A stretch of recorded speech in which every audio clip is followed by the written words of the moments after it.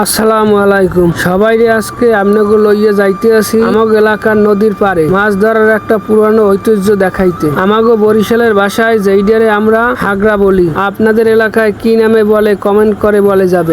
এই যে দেখতে আছেন এই যে হাক্কা, এই হাক্কা পাড়াই যাওয়া লাগে। মগ এলাকায় হাক্কা কয়, আমাগো এলাকায় কি কয় আবার হ্যাঁ বললে যাইয়েন। যে দেখতে আছেন চর পড়িয়ে এখন নদী গেছে ছোট হইয়া, আগে অনেক বড় আসলে নদী, এখন বিশাল বড় চর পড়িয়ে গেছে বুঝছেন। সেই হাগরা নদীর পানির মধ্যে ফালাইয়া ভালো করে দড়ি দিয়ে বস্কুপে বাঁধতে রাখতে হয়। এই যে দেখতে আছেন এখন আমি আছি আর কি খোঁজার লাগিয়া, এই জায়গায় আবার চিহ্নক দেওয়া নাই তো, খুঁজে খুঁজে আতাই আতাই খোঁজা লাগে, খুঁজতে এইবার উড়ান লাগে বুঝছেন। এই যে দেখতে আছেন ডুবই ডুবই খুঁজতে আসি, এই পাইছি, এই উড়াইতে আসি। দেখতে আছেন হ্যাঁ আল্লাহ রহমতে মনে হয় যে বিশাল বিশাল মাছ পাওয়া যাইতে পারে।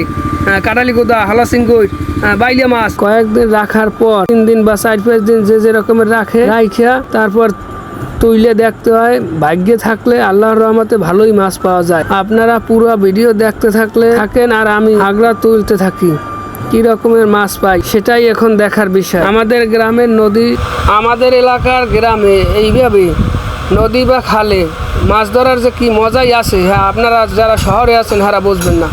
মাছ খাওয়ার চাইতে ধরার মজা আলাদা। মাছ ধরার মাঝে আলাদা একটা আনন্দ আছে। আগের দিনে আমাদের গ্রামের মানুষ এভাবেই নদী খাল থেকে মাছ ধরতে সংসারের চাহিদা মিটাইতো।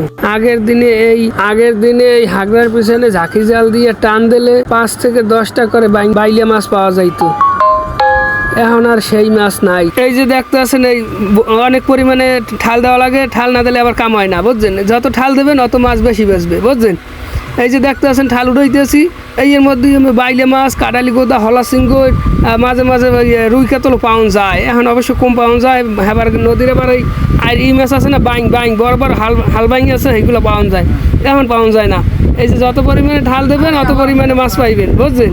এই যে দেখতে আছেন আমি মাছ ধরতে আসি, লাস্টে আমাকে বাইরে দেখাইতে আসি। আমি কাটার জন্য আর ভিডিও করতে পারলাম না। এই যে দেখতে আছেন লাস্টে মাছ ধরার পরে এই সম্পূর্ণ মাছগুলো এই যে লইয়েছি এই পাত্রে করে দেখতে আছেন।